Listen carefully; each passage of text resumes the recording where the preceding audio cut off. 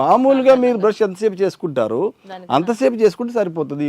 Hard brush కూడా అవసరం లేదు, మామూలు బ్రష్ తోటి నార్మల్ సాఫ్ట్ బ్రష్ కానీ మీడియం బ్రష్ కానీ సరిపోతుంది. నో మార్నింగ్ టైం మీరు ఎప్పుడు కడుక్కున్నట్టే కడుక్కోండి, దీంతో కూడా తోముకోండి సరిపోతుంది, ఇంకేమీ అక్కర్లేదు. 6 days 6 times అంటే ఓన్లీ 6 టైమ్స్. ఇది ఫ్యామిలీ ప్యాక్, ఇది నలుగురు కనీసం వస్తుంది. దీని కాస్ట్ ఎంత ఉంటుంది? దీని కాస్ట్ 250 రూపాయలు మాత్రమే. నలుగురు 5గురికి వస్తుంది, 25 grams ఉంటుంది అది. దీనివల్ల మాకు పెద్ద బెనిఫిట్ ఏమీ రాదు, బెనిఫిట్ కోసం చేయటం లేదు. మనము తయారు చేసిన ప్రోడక్ట్ ప్రజలకు ఉపయోగపడాలి. మనకి దీంట్లో ఎట్లా యూజ్ చేయాలి ఏంటి అన్నది కూడా దాని లిటరేచర్ ఉంటుంది. ఎన్నిసార్లు వాడాలి, ఎన్ని రోజులు వాడచ్చు, ఆ తర్వాత వాడాలా లేదా, చిన్నపిల్లలకు వాడుకోవచ్చు. అది మరీ చిన్న బుడ్డోళ్ళకి అప్పుడే పళ్ళు వచ్చిన వాళ్ళకి అయితే తోమాల్సిన పనే ఉండదు.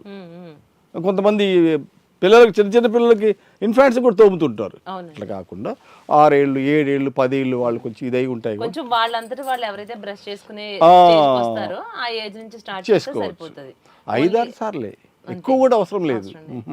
మళ్ళీ మనకి తర్వాత అన్కంఫర్టబుల్ గా ఎప్పుడైతే అనిపిస్తుందో అట్లాంటప్పుడు దీన్ని మళ్ళీ ఒకసారి వాడుకోవచ్చు. అంటే దీన్ని వాడటం వల్ల మనకి ఎనామిల్ పోవటం కానీ ఆ సెన్సిటివిటీ పోవడం ఇట్లా ఏం అనిపించదు కదా? ఎనామిల్ వరకు టచ్చే కాదు ఇది, పై ఉన్న పొరలనే. కాకపోతే ఏంటంటే కొంతమంది అడుగుతారు, ఇప్పుడు తల్లి గర్భంలో ఉన్నప్పుడు తల్లులు ఒక రకమైన కొన్ని ఇంజెక్షన్స్ తీసుకుంటున్నప్పుడు పిల్లలకు పుట్టుకతోనే కొన్ని ఎల్లో కలర్ లోపలికి వచ్చేస్తుంటది పళ్ళు. అట్లాగే కొంతమంది బాగా గుట్కాలు తిని పళ్ళ లోపలికి ఇంకిపోయి ఉంటుంది.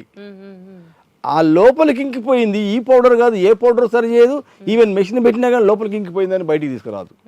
అది కోరుకోవద్దు. పైన ఏర్పడిన పొరలను, అదనపు పొరలను తీసివేస్తుంది.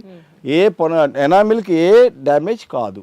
అంటే రామారావు గారు, ఇప్పుడు మనం చూస్తున్నాం వయసుతో సంబంధం లేకుండా ప్రతి ఒక్కళ్ళు కూడా పంటి సమస్యలతో చాలా బాధపడుతున్నారు. అట్లాంటి వాళ్ళకి అందరికి ఒకప్పుడు పన్నుకి మనం పుచ్చిందంటే పన్ను తీయడం జరిగేది. ఇప్పుడు పన్ను తీయించుకోకుండా రూట్ కెనాల్ చేయించుకుని క్యాప్స్ వేయించుకుంటున్నారు. అంటే ఇప్పుడు మనం నార్మల్ టీత్ వాళ్ళు మాత్రమే దీన్ని వాడచ్చా? ఇట్లా మనం క్యాప్స్ వేయించుకున్నటువంటి వాళ్ళు కూడా దీన్ని వాడచ్చు?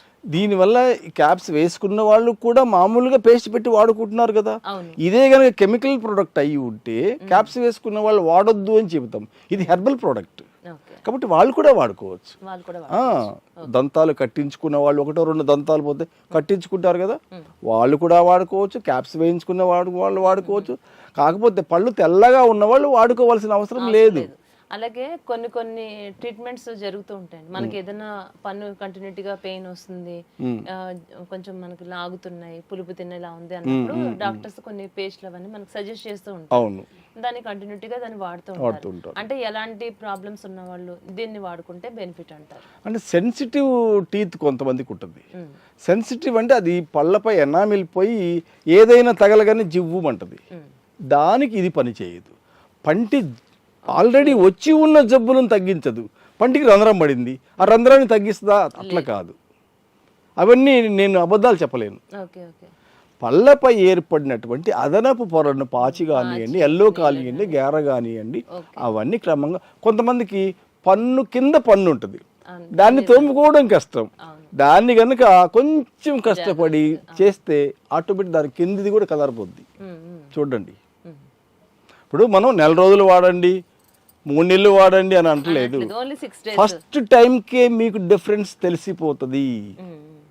ఒక ఆయనకి ఇచ్చాం మేము, 4 రోజుల తర్వాత కనపడి ఏమండి ఎట్లా ఉందంటే మళ్ళీ వచ్చింది కానుడు. మళ్ళీ వచ్చిందిగా ఏంటి అంటే మీరు పంటి మీద జాగ్రత్త తీసుకోవడం లేదు, తోముకోవడంలో ఏది పడితే తింటుంటే సరిగ్గా పళ్ళు తోమట్లేదు.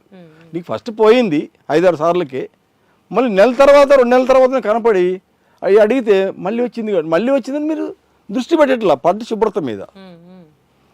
అంటే ఒకసారి మనకి డ్యామేజ్ తొలగిపోయిన తర్వాత మనం జాగ్రత్త వహించకపోతే ఎట్లా?